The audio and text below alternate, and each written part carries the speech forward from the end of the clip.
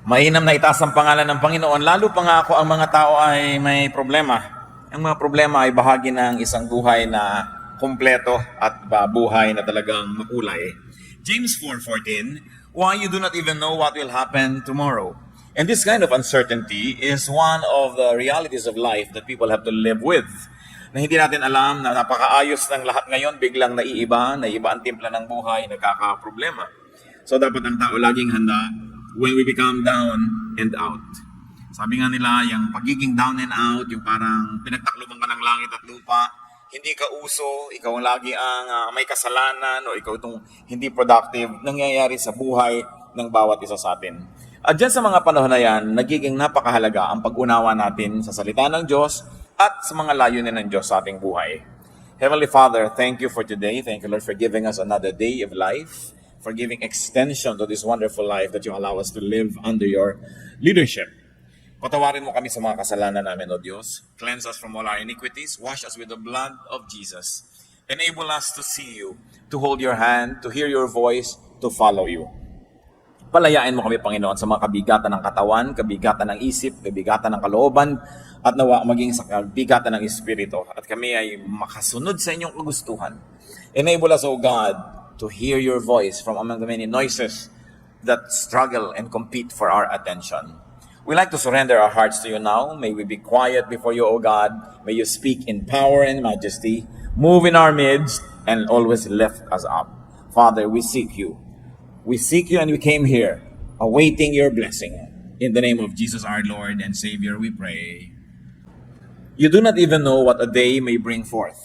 At kung ang lahat po ng tao ay mayroong pagkilala sa katotohanan na yan, hindi magiging lubos na sorpresa sa atin kung minsan na tayo inaabot ng mga paghihirap sa buhay. What does it mean to be down and out? The dictionary gives very simple meanings: to be destitute, to be impoverished, to be weak, and incapacitated. At yan po ay nararanasan ng kahit sinong tao. Babae man siya o lalaki, matanda o bata, mayaman o mahirap, makapangyarihan o hindi makapangyarihan, nadaranasan natin yung tayo down and out. Yung parang pinagtakluban ka ng langit at lupa, parang hindi ka uso, wala nang puwang para sa'yo sa buhay na ito. Yung iba po na hindi nakakalampas sa ganyang negative feeling, kuminsan they even kill themselves. Or they become desperate and kill others. At dapat handa tayo sa ganyang mga uri ng panahon. What can we do and what wisdom can we glean from the Bible as to about what we can do when we are down and out? When you are down and out, acknowledge your situation. Accept your situation. Nothing can be changed without facing it first. Dapat tinatanggap. Yun po mga on denial, yun ang mga hindi nakakalutas ng kanilang mga suliranin.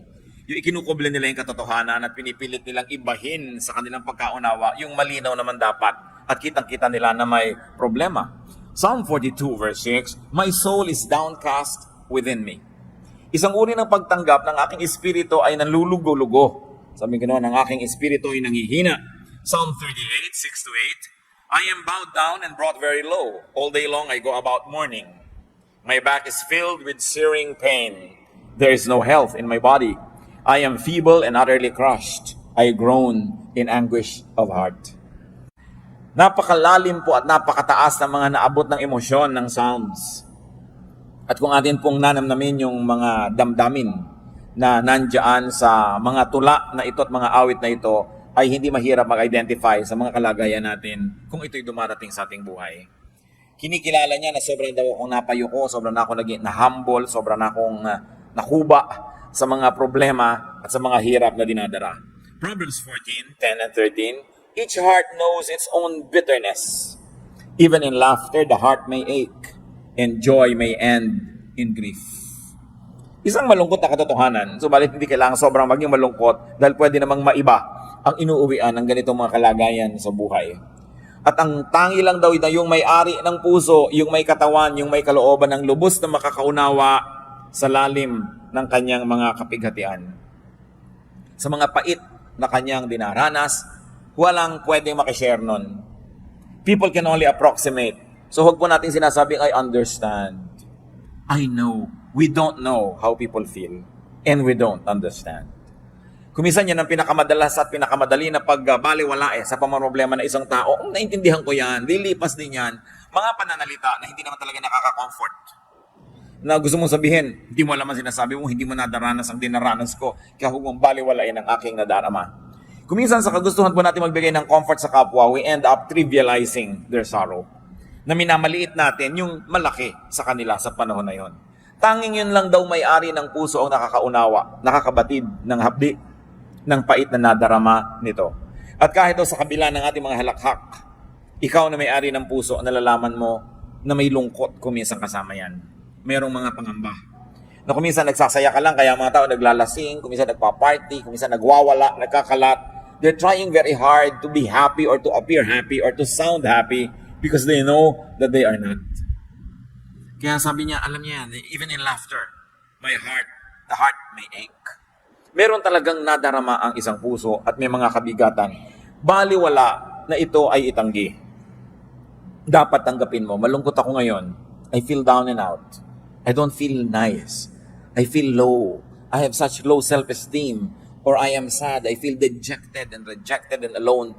Yung pagkilala po niyan, isang unang hakbang na para tayo makaahon sa ating kinalalagyan. Another thing we do when we are down and out, limit your load. Kahit po mga tulay, makikita natin sa highway, load limit, 15 tons. Sa maliliit na tulay, 10T, nakalagay yun. Ibig sabihin, 10 tons, 10,000 kilos. Ang kaya lang dalhin ng tulay na yon. Laging may load limit. Kung may dala kayong carry-on baggage, sinusukat-sukat pa yan o lampas ka na sa timbang dahil ito lang ang iyong limit. At ang puso po ng tao may hangganan ng kaya niyang dalhin na pighati. Respect your load limit. Huwag tayong magpaka-superman or superwoman when we are not. Huwag nating pagmukhaing magaan kung hirap na tayo. Kailangan na bawasan ang pinapasan ng tao. Lalo't ang pinapasan ay kasalanan, hindi mo na madala-dala, kailangan magbawas ng mga kasalanan para gumaan-gaan ang ating nararamdaman. Psalm 38 verse 4, my guilt has overwhelmed me like a burden too heavy to bear. Wala na yatang bibigat pa na dalahin kesa sa guilt. Yung inuusig ka ng iyong budhi, napakahirap dalhin yan.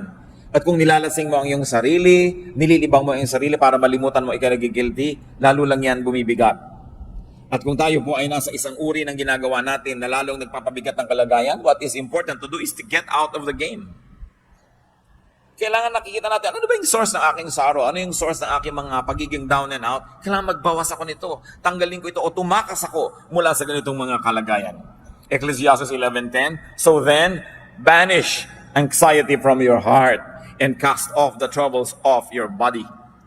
So sabi, kailangang pilitin mong bunutin mula sa puso mo yung mga nakatarak na mga balaraw. Hindi yung lagi mo na lamang na idolo ay ang Mater Dolorosa, no, na mayroong 7 punyal na nakatarak sa kanyang puso. Tingnan mo naman ang facial expression.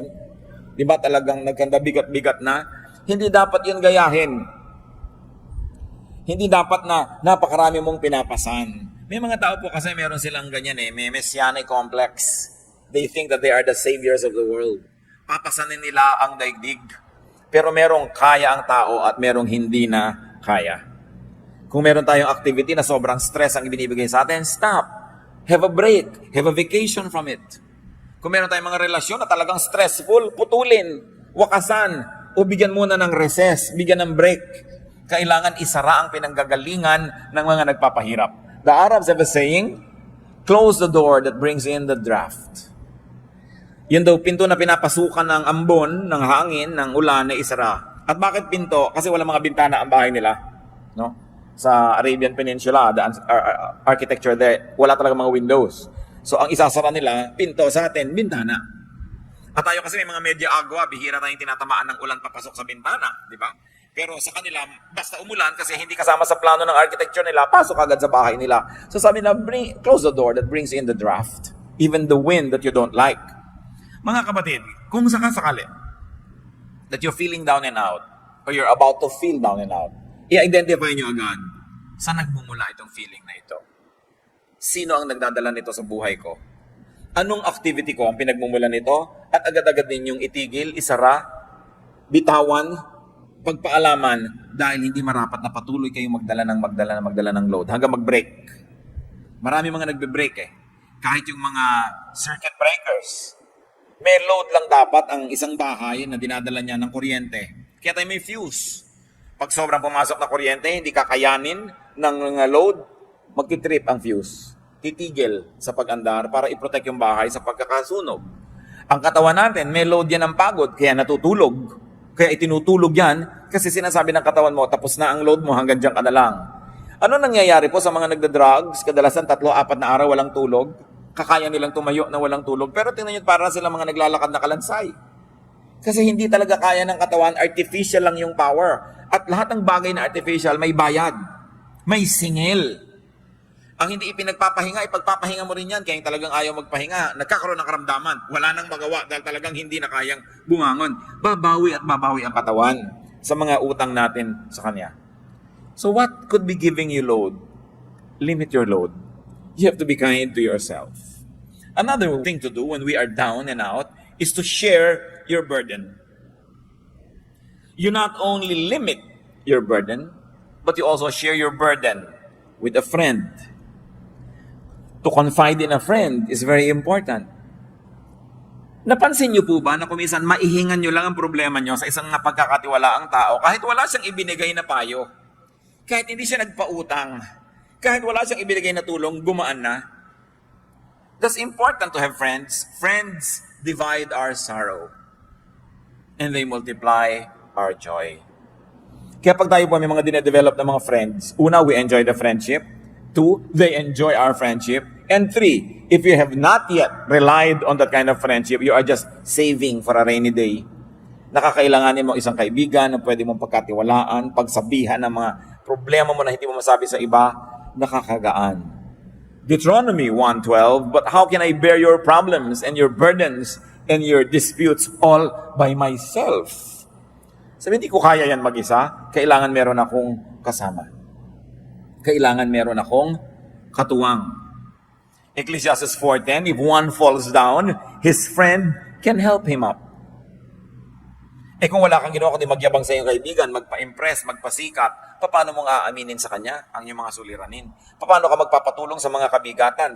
Kaya kailangan meron ka man lang 1 o 2 tao sa mundo na hindi mo ini-impress. Yung kung ano ka lang, yun ang pagkakaibigan ninyo, hindi yung kung ano yung akala niya tungkol sa'yo. Kasi talagang pag naman problema na po ang tao, ang pinakamahalaga, yung may makakaharap kang tao, hindi mo kailangan magkunwari. Hindi mo kailangan magbalat kayo. And it is a gift of God to have at least one person like that in your life na maaamin mo ang mga ipinakakalihim-lihim mo sa buhay. At kung minsan, malaman lang niya yun at malaman mong alam niya, napakalaking tulong na sa iyong buhay.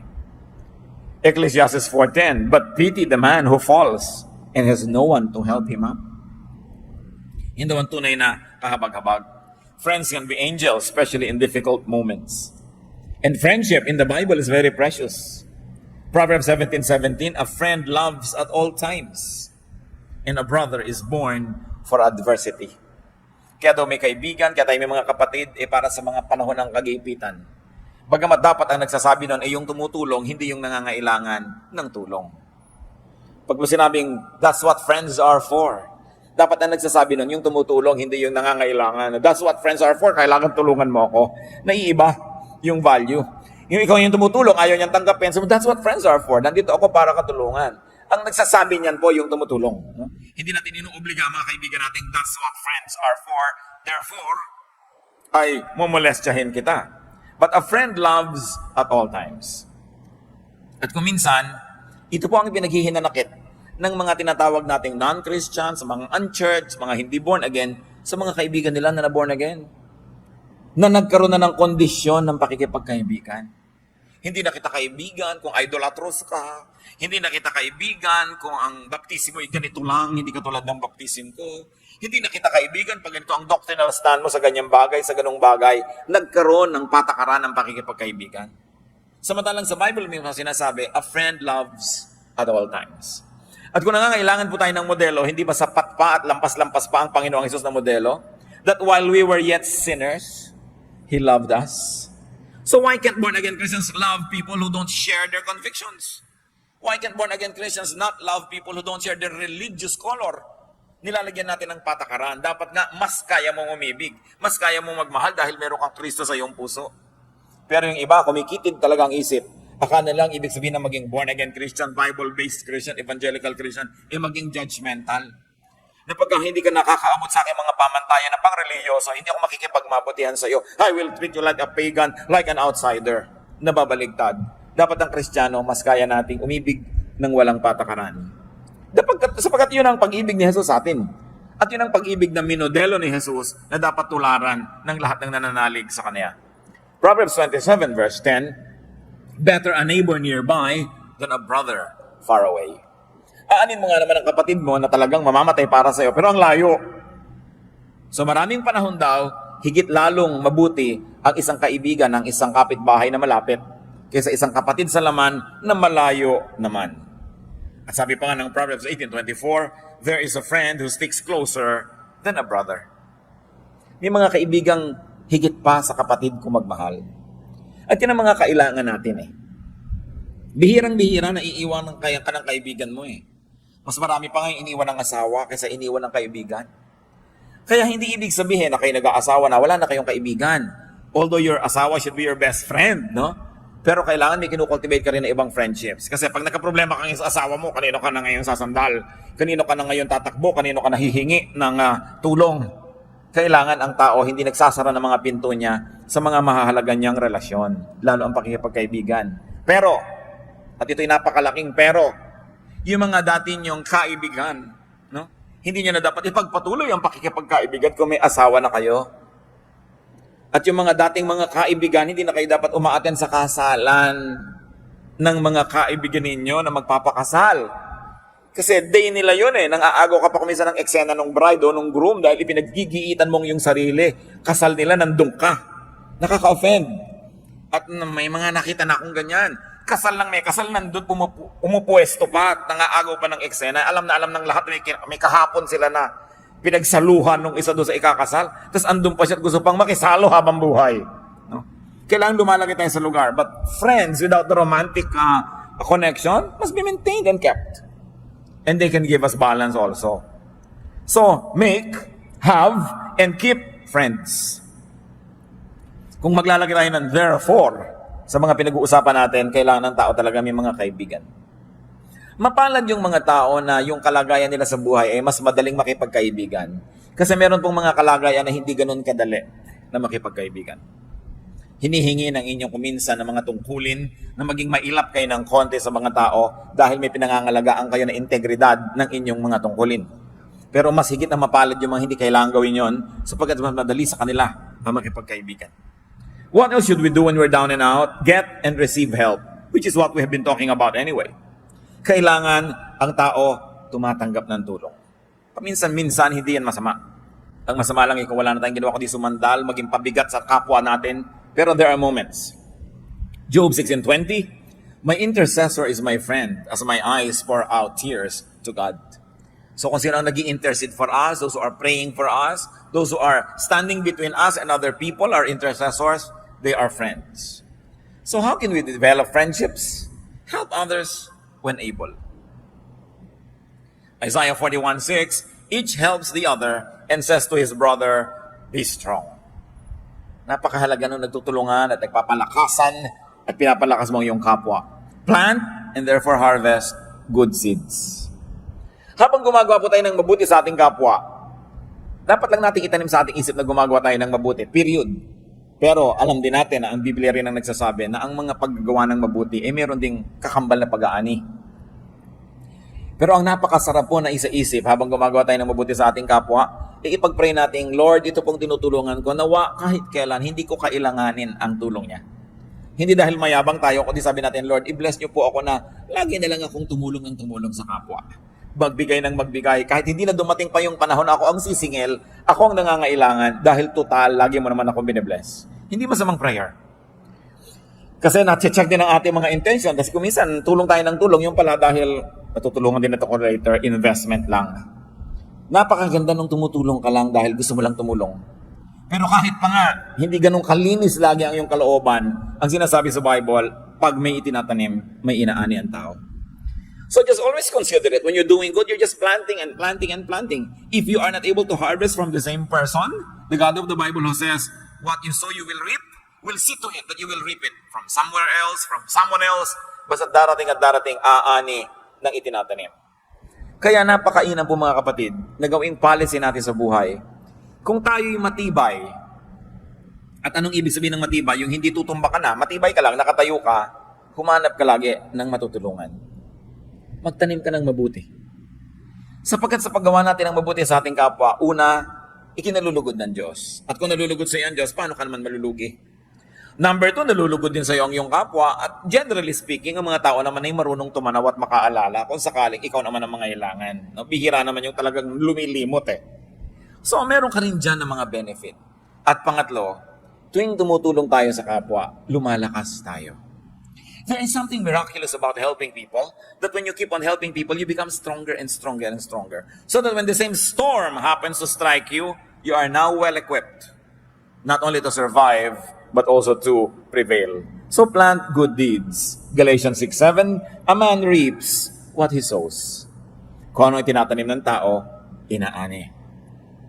2 Corinthians 1:3-4, praise be to the God and Father of our Lord Jesus Christ, the Father of compassion and the God of all comfort, who comforts us in all our troubles, so that we can comfort those in any trouble with the comfort we ourselves have received from God. Parang masyadong verbose, pero ang ibig lang sabihin, pag nagko-comfort ka ng iba, pag ikaw naman ang nangailangan, you will also be comforted. Either the people that you have comforted will comfort you back, or other people that you have not comforted will comfort you, or in any of the case, God will cause you to be comforted. Walang pagbibigay ginhawa sa kapwang nagigipit, walang pagbibigay tulong ang hindi sinusuklian ng langit ng gantimpala. What else do we do when we are down and out? Seek God. Madalas, yun lang pala ang dapat gawin kasi nagiging paalala ng kalangitan sa taong nakakalimot yung mga kanyang pagiging down and out. Sometimes feelings of inadequacy and failure, even ill health, danger, are just reminders from God that we are forgetting Him. At ipanalangin natin na hindi na kailangan natin ng mga dramatic reminders from God para lang tayo magbalik loob at maalala siyang muli. Dahil talaga namang 99.99% ang taong nagigipit, nagkakasakit, nagkakaproblema, biglang nagiging makadiyos muli. Biglang-biglang nagiging relihiyoso na naman. Biglang-biglang nagiging madadasalin at gustong ipagdasal din siya ng iba. Biglang nabubuklat uli ang mga inaanay na Biblia at biglang umaattend uli ng mga religious services na matagal na hindi sinisipot pag ang tao ay sobrang nagigipit. Kaya yung pagiging gipit din po mga kapatid, kung ang nagiging bunga ay nagbabalik loob tayo sa Diyos, yan man ay pagpapala. Pero ipanalangin natin huwag na tayong dumating sa ganon na talagang inilugmo ka, pinaluhod, binugbog para lang duguan kang bumalik sa paanan ng Diyos. Dahil talaga ang tao, pagka wala nang maipagyabang, yun na lang ang huling gagawin magbalik loob. Humingi ng tawad at humingi ng habag. Napakasarap yung ang ganda-ganda ng buhay mo, ang ginhawa, tapos ang lapit-lapit mo pa sa Diyos. Yung hindi ka na kailangan magkaroon ng mga panganib at hirap para lang lumapit muli sa Diyos. So pag down and out po tayo, isa rin dapat nating isipin, baka paalala to ng Diyos na sobrang na ako nagiging mayabang, sobrang na ako nagiging makasarili, o iniaasa ko na ang kaligayahan ko at ang ikabubuti ng buhay ko sa kapwa-tao ko lamang at nalimot ko na yung Diyos, that God is no longer in the equation. Psalm 121 verses 1-2, I lift up my eyes to the hills. Where does my help come from? My help comes from the Lord, the maker of heaven and earth. Maganda yung picture nito sapagkat yun pong Jerusalem ay nasa ibabaw ng pinakamataas na bundok doon sa lugar na kinalalagyan niya. So yung pagtingin mo sa mga ibabaw ng mga bundok, kahit may mga ibang bundok ka rito sa pagitan mo at ng Jerusalem, pag tumingin ka dyan, lumalampas pa rin yung paningin mo, makikita mo pa rin yung ibabaw ng Jerusalem. At kung hindi mo man makita yun, na-imagine mong nandun yun, at naaalala mo ang templo, naaalala mo ang Diyos. So this is really a figure of speech. To lift up your eyes to the hills. Many people will lift up their eyes to the clouds or look at the rain. Some people can even remember God by looking into a microscope. Whichever helps you remember God, dapat meron kang ganung ritual sa buhay. Meron ting nakakakita ng maraming pagkain, naaalala niya ang Diyos.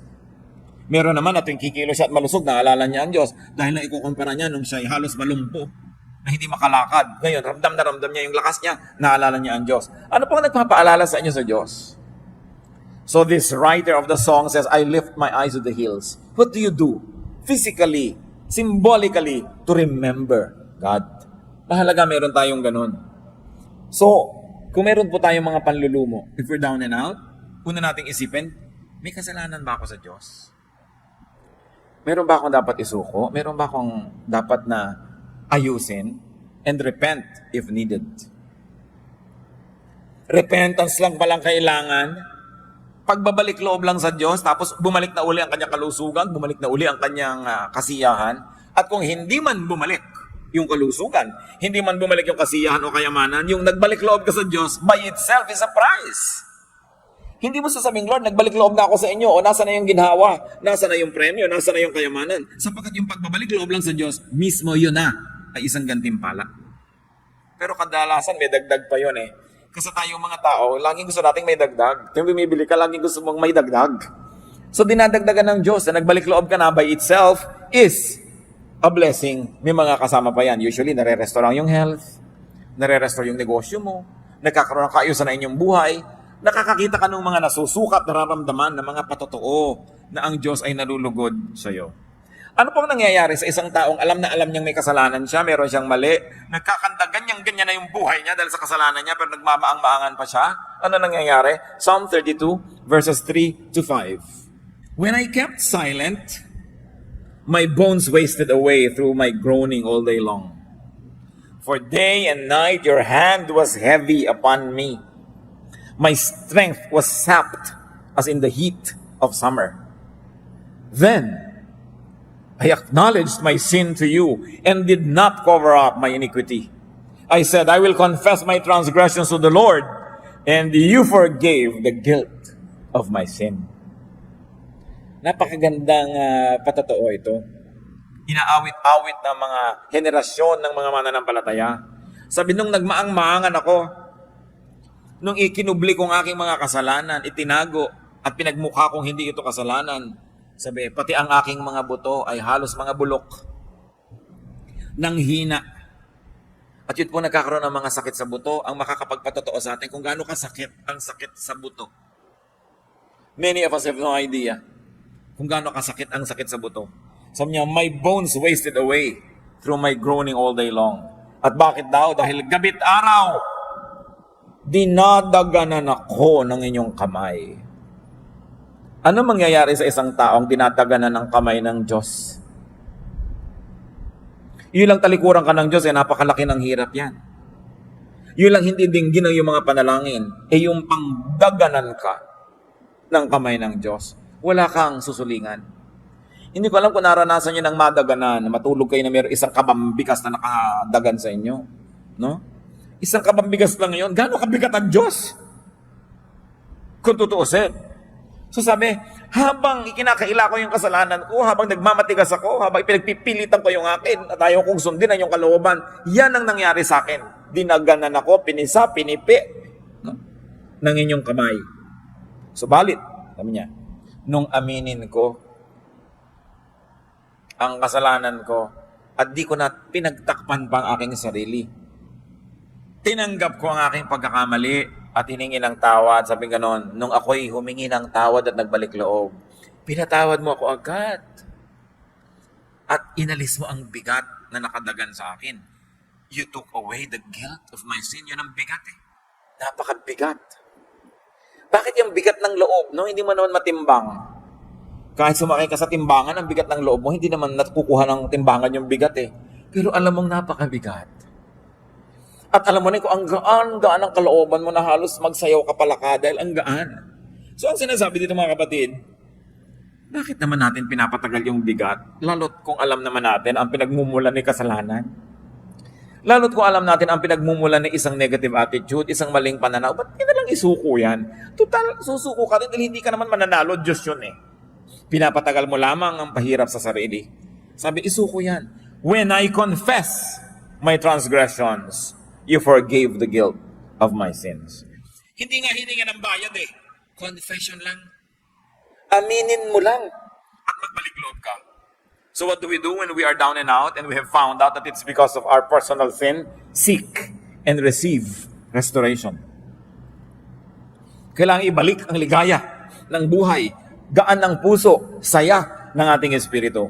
Psalm 51:12, dalangin ng isang taong nalayo ang loob sa Diyos, restore to me the joy of your salvation and grant me a willing spirit to sustain me. Ibalik mo sa akin ang ligaya ng kaligtasan.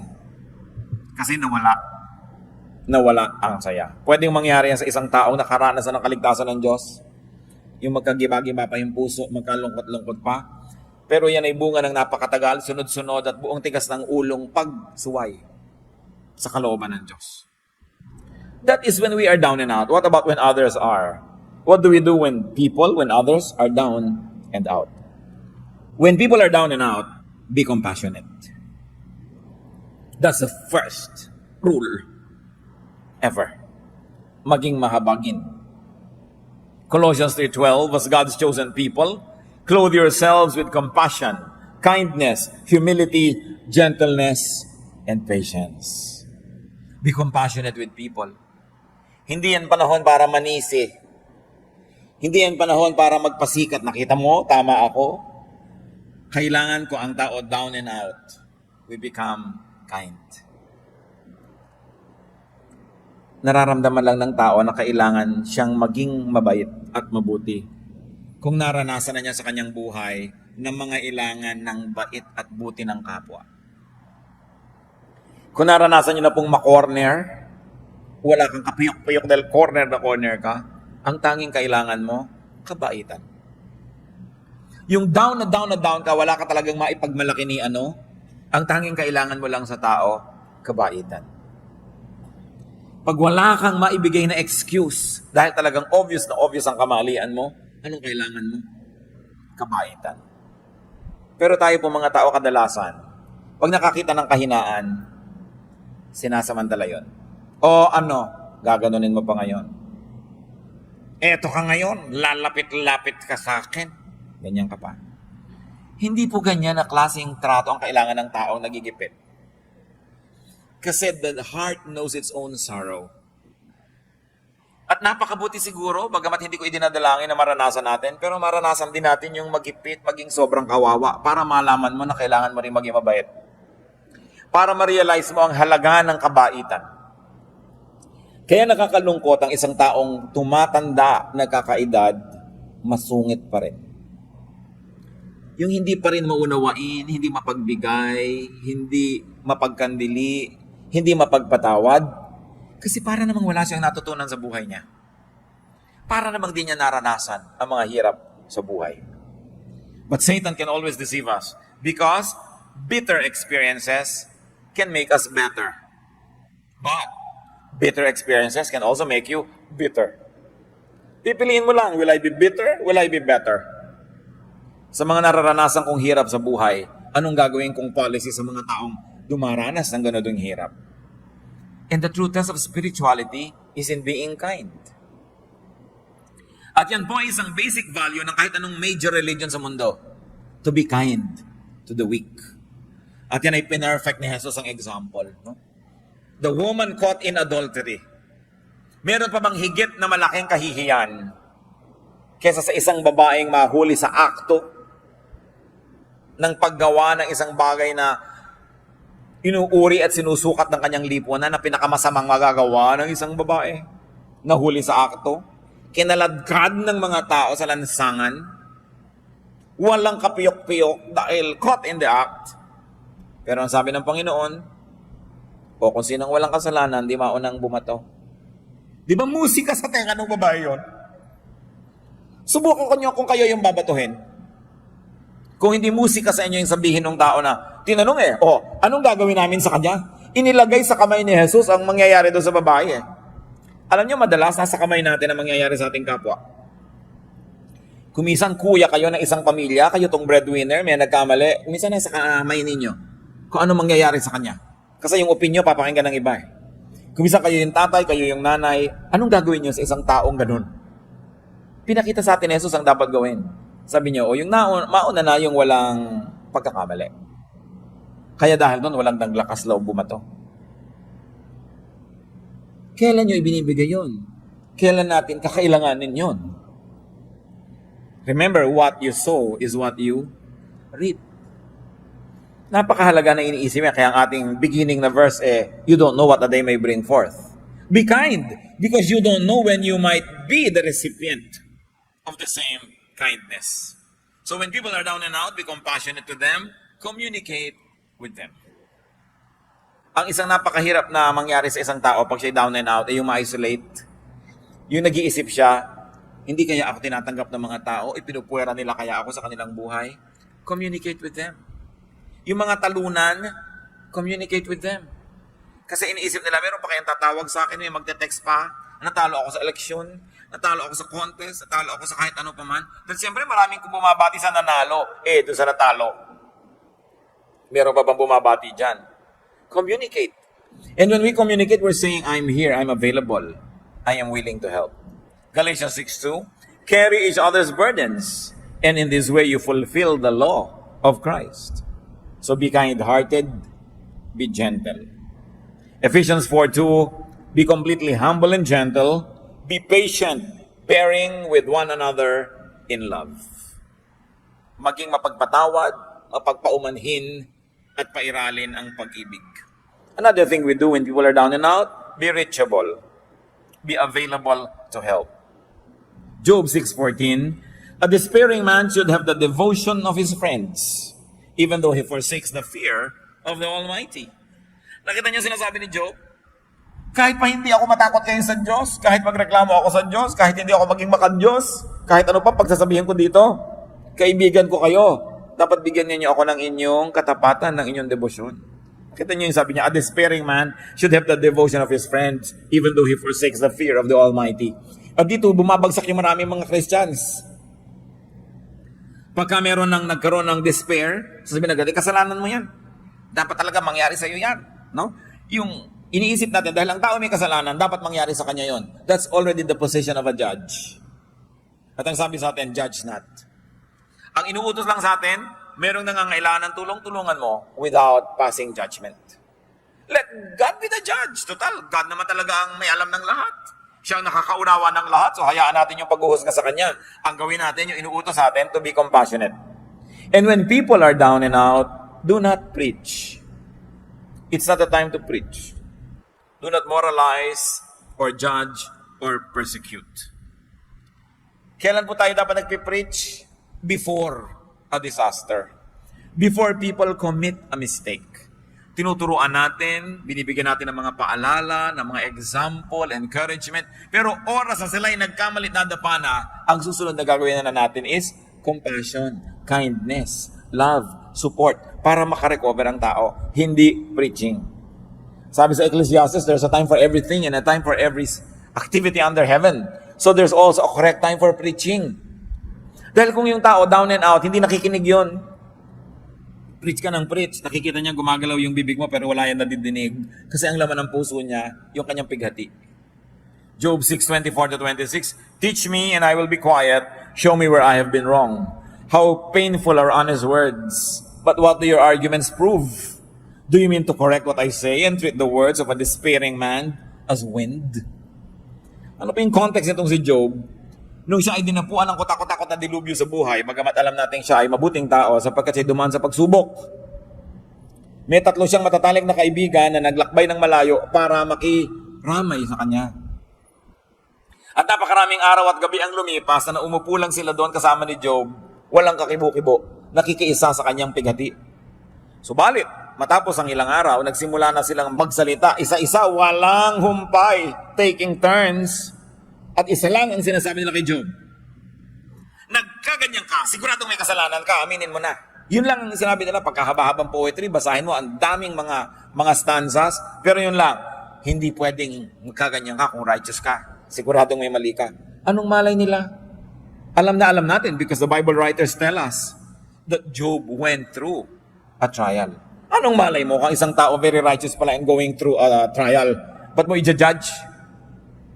Kaya sabi nitong si Job, napakasakit na inyong mga salita. Ano ba ang gusto nyo gawin yun? Ituwid nyo lahat ng mga sinasabi ko at baliwalain nyo ang lahat ng aking mga pangangatwiran.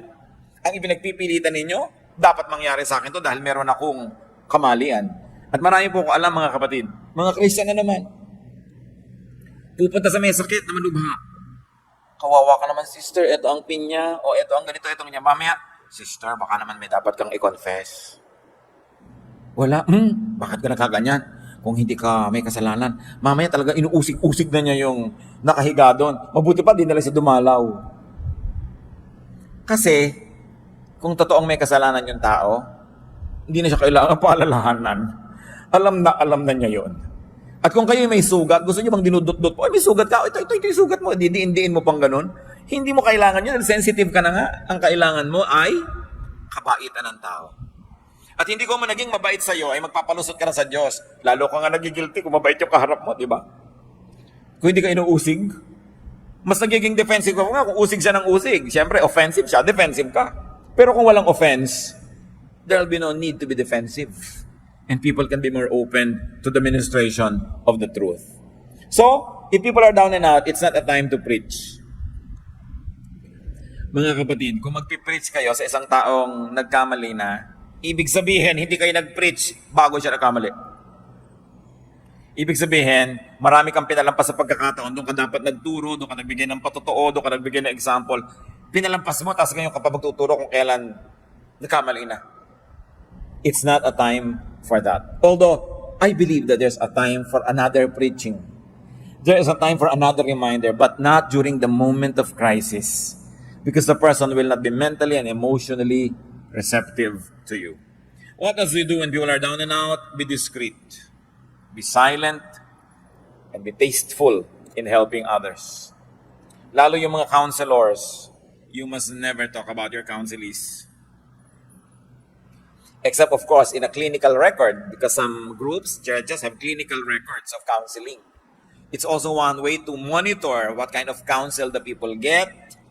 It's a way to monitor what kind of counseling the counselors dispense. So some records are kept, but identities are kept secret. Kailangan discreet ang tao. You don't drop names that you help. Matthew 6:3-4, but when you give to the needy, do not let your left hand know what your right hand is doing, so that your giving may be in secret. Then your Father who sees what is done in secret will reward you. And that goes for giving advice, for giving help. Hindi na natin ipinamamalita ang ganyang mga bagay. Tahimik lang tayo. Napaka-importante na ang tao, discreet, hindi matabil, hindi madaldal. Lalo't kayo ay nasa mga service-oriented work. Kung kayo halimbawa ay nagre-retoke ng muka, yan ang inyong hanap buhay. May nire-retoke ka ngayon dito. Kung sasabihin, si ano nga, niretoke ko yun eh. Si ganito, niretoke ko. Dahil hindi ka pagtitiwalaan ng nire-retoke mo, hindi, ipamamalita mo rin pala siya. May mga taong ganun, hindi marunong mag-keep ng mga names. They are just too glad and too foolish to blurt out sensitive information. So it's important to be discreet when you are helping. When people are down and out. Kaya po yung iba, kahit nasasabog na ang dibdib, hindi makapagsiwalat at hindi makapagbulalas sa takot na idaldal nyo. Pero kung tayo lang ay napagkakatiwalaan at napapatunayan natin sa kapwa natin na pagkakatiwalaan tayo, kung dumating ang pangangailangan na kailangan nila ng mapagkakatiwalaan, lalapit sa atin, it's a great, great, great gift that we could give to people. I will place that among the top 3 gifts that you could give to others, that they trust you. And if you're really trustworthy and they trust you, can you imagine what kind of gift you give them? You assure them that they can trust you and they can share things with you. Anong luwag ang maibibigay natin sa tao? Anong uri ng ginhawa ang maibibigay natin kung tayo na pagkakatiwalaan? And of course, what else do you do when others are down and out? Of course, pray for the person in need. James 5:16, therefore confess your sins to each other and pray for each other so that you may be healed. The prayer of a righteous man is powerful and effective. So ipanalangin ang mga tao who are down and out. Avoid talking about them. Napakadaling matukso na pag-usapan ang mga hirap at ang mga crisis ng kapwa. Pero dapat ipanalangin kaysa pag-usapan. Helping and being helped are parts of life. Kailangan tayo ay humble enough to acknowledge that we need help and kind enough to extend it. Be humble when down and out. Yung iba naman down and out na mayabang pa. Hindi tuloy tulungan ng kapwa. Gusto pa ng kapwa tuloy makita, lalo pa siya magkabuwal-buwal para maging humble. So be humble when down and out. Be humble when not down and out. In fact, be humble when strong, because you don't know what a day may bring forth. Life is a mist. Life situation can change in an instant. Proverbs 27:1, do not boast about tomorrow, for you do not know what a day may bring forth. Ano ang magandang pamantayan kung paano tayo makikitungo sa mga down and out? Simple lang mga kapatid, kung paano nyo kayo gustong pakitunguhan kung kayo ang down and out. Ganun lang. Paano nyo itatrato yung mga anak ng kapwa nyo na nagkamali? Simple. Paano nyo gustong itrato ng ibang anak nyo? Kayo anak nyo ang nagkamali. Paano nyo itatrato yung mga nadapa? Simple. Kung paano nyo gustong maitrato kung kayo yung madapa. Be kind and gentle. Be ready to help and be willing to be helped. Aming Diyos, salamat sapagkat kayo yung Diyos na nagtuturo ng mga maraming mga practical na bagay sa buhay. Na bagamat ang buhay na ito ay maaring mapuno ng mga hirap, mga pagsubok, pasanin, hindi naman nawawala ng tulong na available from you and from your teachings. Turuan niyo kami, Panginoon, na maging mabait sa aming kapwa, maging sa aming sarili. Magbawas kami, Panginoon, na nagpapabigat sa aming buhay. Turuan mo kami ngayon, Panginoon. Yumuko tayo sa presensya ng Diyos. I like to pray. I am moved by the Spirit to pray. Nais ko ipag-pray ngayon ang mga kapatid natin sa ating pagbubulay-bulay at pag-iisip, lalong naging malinaw sa inyo na meron kayong mga pabigat sa buhay na kayo rin naman na may kagagawan. O kung di man kayo ang diretsahang may kagagawan, pinapayagan nyo kasi kaya kayo nabibigatan.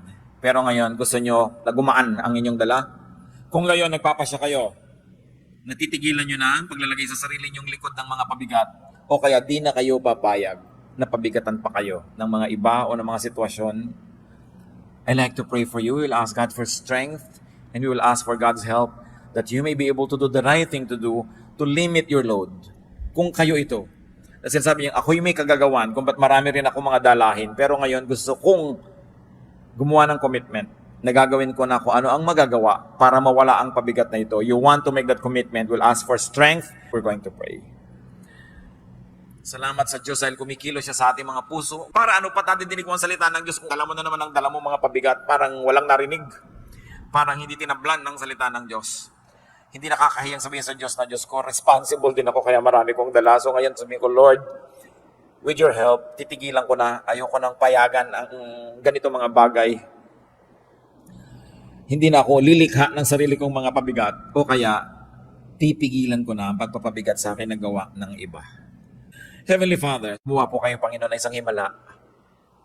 Bigyan nyo ng kakayahan ang mga anak mo na gawin ang dapat gawin.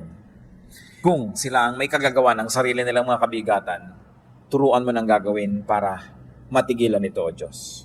Lalong-lalo kung alam na naman ang dapat gawin, ang ibigay nyo, Panginoon, isang matibay na pasya na itigil ang mali at gawin ang tama para mawala ang mga pabigat na sila mismo naglalagay. At kung sa pagtayo ng iyong mga anak, meron na mga kabigatan galing sa iba, pero pinapayagan nila. Ang kahulugan ng pagtayong ito, Panginoon, na ayaw na nilang payagan ito, they will say no. Kailangan ng paninindigan, ibigay mo, O Diyos, ang tibay ng loob, tapang at lakas na tumanggi sa impluensya ng ibang tao, sa impluensya ng masasamang espiritu, sa impluensya ng mga kalagayan na labas sa kanilang katawan at labas sa kanilang kapangyarihan. But to resist, you have said it, O God, resist the devil and he will flee from you. By standing up, many of your children would like to resist the work of the devil in their lives. O Lord, give us the wisdom to know specific steps, what to do and what not to do, para huwag payagan ang patuloy na pagpapabigat sa buhay na galing sa labas. Ang pagtayong ito, Panginoon, napakasimpleng gawin ng isang katawan, subalit isang sagisag ng pagkilalang kailangan ng iyong kapangyarihan. Igawad mo, O Diyos, ang kapangyarihan, karunungan, kaliwanagan na kailangan ng iyong mga anak para mapagaan ng mga buhay mula sa mga sariling kagagawan o kagagawan ng iba. Tanggapin niyo ang hinihiling niyo sa Diyos na kalakasan at patuloy tayong yumuko sa presensya ng Diyos. Pray in silence and may the Spirit of God minister to each one of us.